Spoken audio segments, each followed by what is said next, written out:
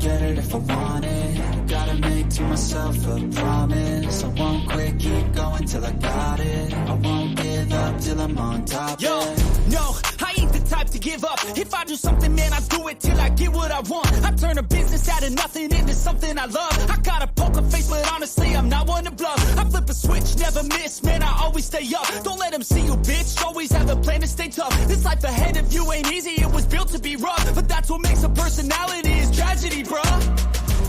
So keep your head on your shoulders. Now we ain't out here moving rocks, we out here moving boulders. Now we ain't getting posterized, we out here making posters. And we ain't got nothing to hide, we move forward like soldiers. You better wake up for the pay stub, or you'll pay up. Don't make love to the game, bruh, fuck the game up. Change up, rearrange stuff to your greatness. Same us for the way up, play the game, bruh. Never stop, I'll get it if I want it. Gotta make to myself a promise. I won't quit, keep going till I got it. I won't give up till I'm on top, yeah. You know I'm always honest, there ain't no way I'll never stop it. I won't quit, keep going till I got it. I won't give up till I'm on top, yeah. What's good, everybody? It's your boy Reckless Ray Dinero, and we're back with another episode of Future Financial Strategies. First off, let's get to the housekeeping. Make sure to like, share, and subscribe the video. Definitely helps promote the channel. We're not trying to get rich over here by ourselves. We're not trying to build over here by ourselves. We definitely like to have people who are interested in having the conversation come over and have the conversation. So definitely appreciate all the new subs. We're going to do a monthly update. I feel like that's a little bit more fun for me when we do the monthly, to see who made it, because I got pretty sure at this point I'm picking up some hate subs from some of my other stuff. So I'm not shouting you out if you only been here for a couple of days. But we did break the 200 mark, so thank you guys for that. That was awesome. On the way to 500, they've lowered the monetization standard, so that's the first tier. So we'll be able to apply at that point, hopefully. So yeah, we're pushing to 200 or pushing to 500, and then after we get to 500, we're going to push to 1,000, which I think is totally doable. It's fun doing it the boring and authentic way without having to buy subs. So, hopefully people see my stuff. They see me out there. They like my stuff. A lot of you are showing up over here for some stuff that is not necessarily stuff that is regularly talked about on this channel. For those of you who are here that stuck around after you realize that I'm not over here just bagging on women, I'm actually working towards helping people better themselves, because most of my bagging comes from the horrors that are coming from a financial perspective. And you guys get over here and realize that I'm actually talking about finance and talking about crypto, which are the two things that I like to talk about. Screaming from the rooftops and giving everybody the warning that, the end is nigh. The end is nigh financially. You are under attack. We are in a war. We're in a war of morals as well. Not going to lie about that. But my way of contributing and giving back is talking about the stuff that I know about. And I don't want to put all of my stuff over here, because I do have another channel that we're working out. And once we get active over there, we'll be talking about that a lot more.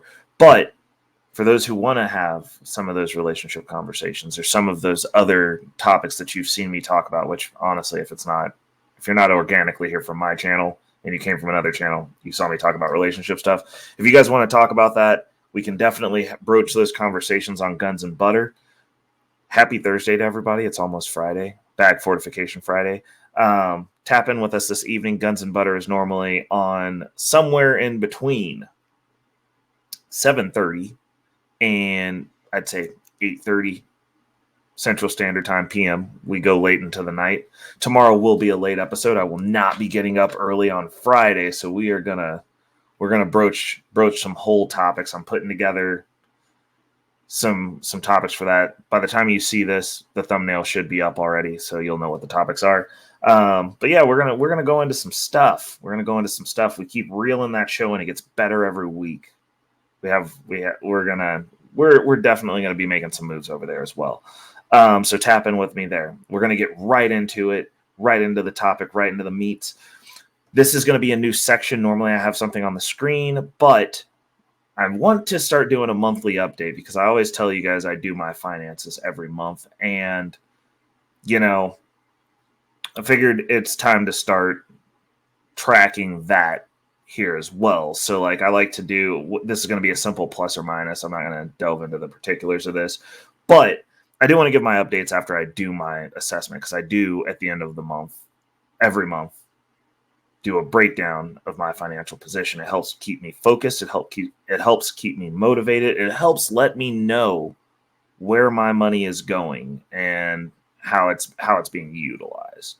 So with that said, we're going to jump right into it. These are the metrics that we will be tracking. Okay. The first one is the net worth, whether we increase or decrease. Now, this is going to be very market dependent, but it'll be much less volatile considering that most of my money right now is going towards the house savings, which is getting saved in the market. I've decided that I'm going to go with an aggressive savings plan. So instead of saving in tips like I was previously doing, we are going to front load and save the first portion of these savings in QQQ versus tips, because there'll be some more price action, some more growth opportunity there. Technology is only going to be getting more expensive. I figured, that's a safer play than individual stocks. You put it in an ETF, kind of get that diversification, but it's a little bit more of a risk reward than savings and tips. I'm going to save the second half, probably about 6 months out. I will shift over to saving in exclusively tips, and we'll see what QQQ is looking like to see if we're going to shave off some of those shares to get more conservative towards the end of the savings period.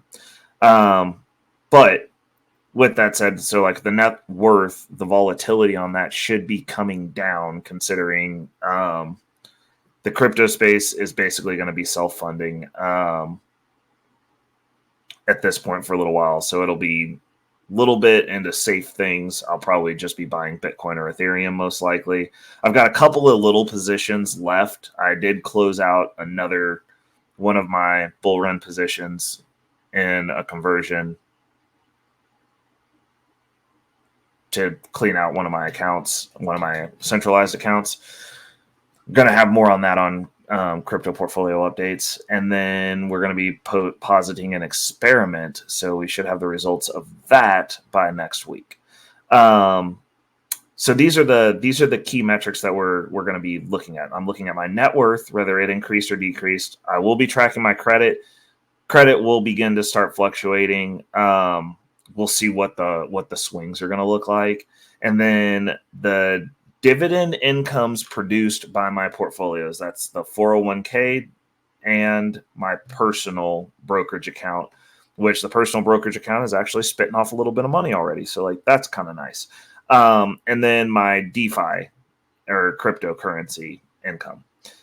And we're just looking to see where we're at with those things. Cause I have some target numbers, there's bear market target numbers, and then there is bull market target numbers, and those are very different numbers. The dividend income for the portfolio, my portfolios, I am looking at getting each of those to a point to where they are producing at least $100 in dividend income a piece.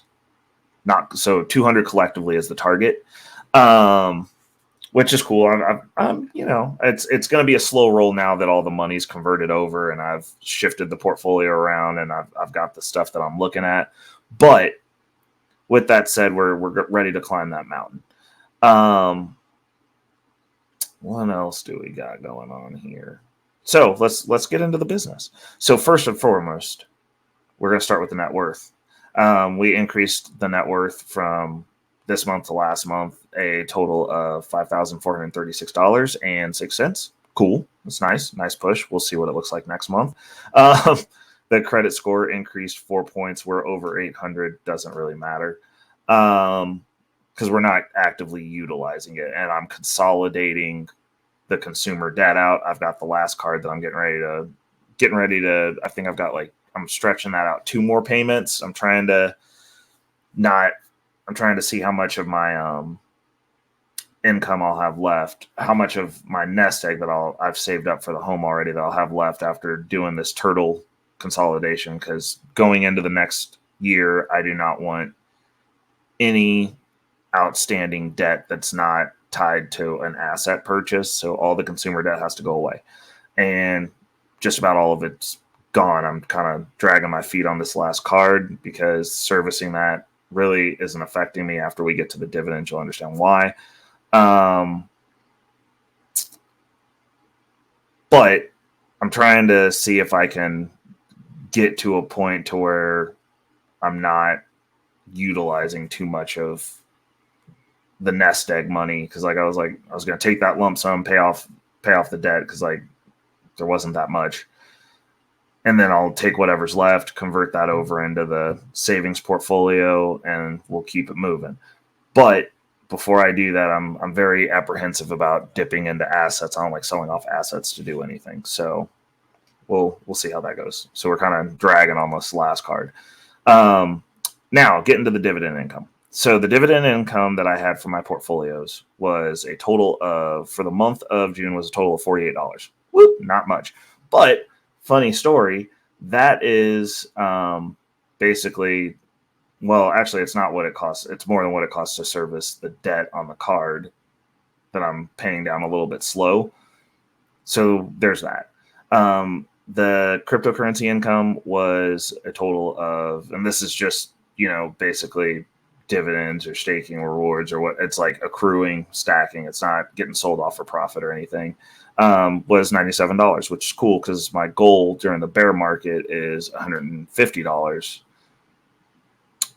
During bear market, like once everything's set, like if I would have just put everything into the market and not done my portfolio out like I did to stack ETH, it would have been more.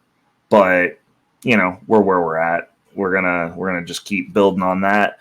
It should be, I already know for a fact that July we've already crushed that marker, so stuff's starting to fill into place and do what it's supposed to do now that positions are getting zeroed out. And which zeroed out for me is I've got the amount allocated to those positions. Now that those things are in place, I think that we should start seeing some different numbers. Like we should be able to hit or get close to, because I overshoot all my crypto targets with stretch goals. Now my dividend income, the $200 a month, like you got to have a lot of money in traditional finance to get $200 a month. It's ridiculous, because it's just slower. It's just a slower process. So that is a stretch for me. And like, as the portfolio grows, we'll see these numbers hopefully grow with it. But the DeFi stuff, I overshoot, but like in a bear market, everything goes down like 90%. So I'm like, well, if you're down 90% and you shoot for a consistent dividend of $150, which is a stretch goal, if I'm at 100, I'm good. And that's 90% down, then, that's going to be, that could turn into something as far as growth potential. Cause like these are also crypto. It's not money. So the growth potential on the coins and the fact that the income will grow come a bull run, that to me is I consider that a really good deal, because that turns into something really substantial every 4 years. And we're about coming up on that 4-year mark. So I'm pretty excited to see how this performs when money is flooding into the market. There is news and speculation that BlackRock's spot Bitcoin ETF is going to be approved or has been approved. And if that's the case, this next bull run is going to be absolutely bonkers. It's going to be a life-changing experience for a lot of people. And there'll be a new class of crypto million and billionaires, probably our first crypto trillionaire minted during that deal. And I'm hoping to get into one of them classes. We'll see how it goes. Now let's pull up to the screen. So that's going to close out the updates. Those were the updates. I'm happy with all those numbers. We're in the positive and stuff's growing, and we're kind of right in the pocket. A little bit short of the stretch goal for the cryptocurrency income, but the dividend income, that's pretty good, pretty substantial considering it's just rolling over and stacking into itself. Once I get the brokerage account up a little higher, this should start to get pretty interesting. Let's jump over and bring you back up. Boom. Let's look at the inflation, U.S. inflation rate. So this is for June 2023. We're down to, well, this is what they're telling us. We're down to 2.97%. Now, I'll tell you this. My grocery bill hasn't gone down. And my grocery bill hasn't gone down. Like nothing I'm paying for, like furniture, things. Like we just did our Prime Day. Hopefully you guys did a little bit of consumering. I did a little bit of consumering. I got some new things, some convenience items for the studio. I still have my studio nest egg out there. I'm trying to figure out if I'm going to go large purchase or kind of filter it in. Obviously, I'm not buying things that I don't need to meet my Chase bonus point threshold, but I know that I'm close because like I just did normal stuff last month, and between now that I've shifted basically everything over to this card, I'm thinking that I'm gonna probably hit this organically. I actually spend a lot more money a month than I thought, but it's front running utilities, front running a bunch of stuff. So I'm gonna just continue to do that, and we're gonna see how it goes because I'm tracking that every month as well. All my expenses, well, I'd say ballpark. I skip over a few of them, but I'll have cushion. But it's saying it's down to 2.97%. I haven't seen prices drop on really anything. House prices aren't really dropping yet. Interest rates aren't dropping. House prices are up. Interest rates are up. Very bad mix for people trying to get into the housing market. Food is up. Everything's more expensive still, but apparently per this basket of goods, we're down to 2.97%, which is good. That means that hopefully they stop raising interest rates and maybe we can get back to lowering interest rates since the housing prices aren't coming down. But I guess we'll see. We will see. So that's the inflation rate section. Now, the next thing that I've got is tying back to the crypto. So this is an interesting video that I got. We won't broach this again over on Crypto Portfolio Updates. There's always so much news in the crypto space that I don't need to revisit things. But if you guys are on Twitter, definitely tap in with me because I am on Twitter as well. I'm also on Threads. Threads is awesome. Not gonna lie. As soon as Threads figures out their whole dark screen and hashtags and stuff, I'm gonna really be rocking with it. I like it. I post over on Threads a lot. I post over on Twitter a little bit, but I wanted to show this video. And also, I do believe the role of crypto. Hold on a second. So this is BlackRock's CEO, and apparently, per Pomp, shout out to Anthony Popliano, great dude. Definitely recommend following him on all platforms. He has solid content. Very good head about him. Good information. Solid information. I'd recommend him as much as I'd recommend myself. Balanced. But this is the CEO of BlackRock talking about Bitcoin. Like, let's hear what he's got to say. And also, I do believe the role of crypto is it's digitizing gold in many ways. Instead of investing in gold as a hedge against inflation, a hedge against the onerous problems of any one country, or the devaluation of your currency, whatever country you're in. Let's be clear. Bitcoin is an international asset. It's not based on any one currency. And so it can represent an asset that people can play as an alternative. I would call the foundation of BlackRock is about hope. You invest for retirement because you believe tomorrow is better than today. And also, I do believe very interesting. Very interesting. It looks like traditional finance is finally starting to get wind. And it's not that they're starting to get it. They've been here for a long time. They're just telling you. all the normies out there who haven't been in the market that they've been telling to stay out of the market. Interesting how these men have changed their tune. Also interesting that they've been buying the whole time. So, if this ETF goes through, you might want to tap back in with your crypto friends. Make sure y'all still friends, because some lives are about to change for people who are actually in the markets. Not people who say they're in the markets that aren't really in the markets, but people who are actually in the markets. Some stuff's about to get wild. Like when I talk to people who are in other fields, other trades, other income lines, and they wonder why I'm all in on Bitcoin and crypto. This next bull run, I think you guys are going to find out. That's all I'm going to say. Like, you'll get to see what's going on during a bull run. We'll get to see this portfolio, how we transfer this over into the next bull run. We'll see what we're looking at when we close it out. Cause like, I'm honestly considering, depending on if we ride this whole year out, we should have some pumps towards the end of the year, but like when that portfolio gets shut down and then redistributed, reinvested, it's gonna get interesting. That's all I'm gonna say. Like, that setup for the bull run is gonna get interesting. And yeah, so that's gonna be it for this episode. Definitely tap in with us this evening for Guns and Butter. We're gonna be starting at probably about, I'd say, 7:38 p.m. Central Standard Time.